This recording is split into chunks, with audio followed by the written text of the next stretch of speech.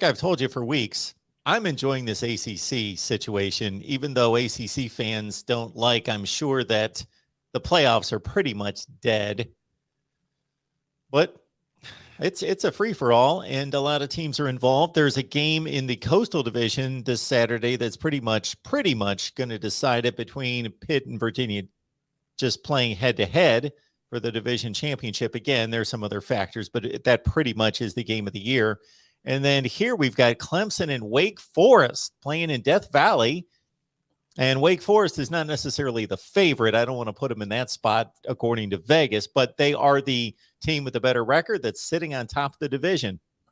Yeah, Clemson's kind of hanging on by the skin of their teeth here still. Still got a little bit of hope, a little bit of life. They're going to need a little bit of help. They got to beat Wake Forest. And this is a pretty good Wake Forest team. Definitely not the most talented team in the country. A lot of experience. Very well coached. Don't beat themselves. Don't make a lot of mistakes.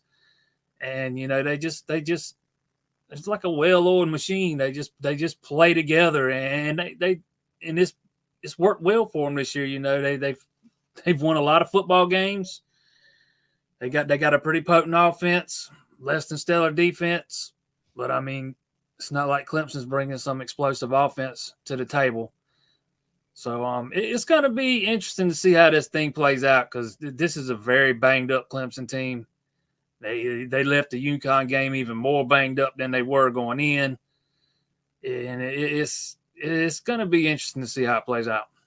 So let's get the news updates out there, and that since you've addressed it there. So what's the latest on the injury front? Justin Ross is out. He's been playing with a hairline fracture in his foot all season long. There were some rumors that came out right before the Georgia game, the week before the Georgia game, that Ross had broken his foot. Well, it turns out that there was a little bit of truth to those rumors. He injured his foot in practice, just had a little hairline fracture. He's played through it all season long. Then he rolled an ankle the week before the UConn game, or the week before that. I can't remember which game it was exactly. And then again, the UConn game, he hurt that foot even worse. He's going to have some surgery on it. They're looking at maybe doing the surgery Thursday. That's not set in stone yet. They were going to wait and play it by ear, but it might be as early as Thursday. So he's probably done for the season. I'm guessing his career at Clemson's probably over too.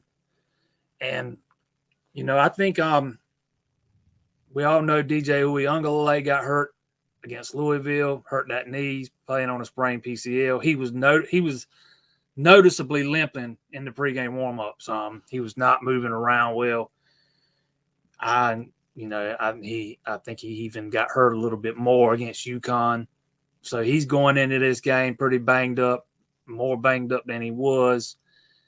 And, Clemson's just banged up everywhere, especially at receiver and along the offensive line. They will get Will Putnam back this week, which is going to be needed. The last 2 weeks they've been playing a 280-pound guy over there at right guard, and it's just not going well. It's just not a great matchup when your right guard weighs 280 pounds.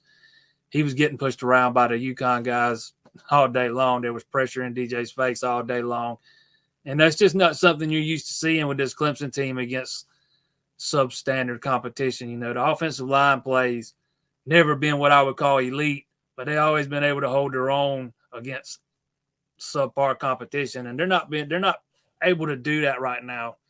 About 25% of the two deeps out for the season along the offensive line. About the same with the I don't know, with the receivers. Most of those guys have Joseph and God, Frank Ladson, EJ Williams, now Justin Ross. I mean, that's four of you guys you were counting on all season long, and Ladson hadn't played pretty much all season. Nakata's been, he first half of the season he was healthy. He's been hurt since. EJ Williams been hurt on more than one occasion, playing with a thumb that's going to need surgery after the season. Hurt a knee earlier in the season. I mean, it's just been one thing after another, and it's just been like a snowball effect for this Clemson team.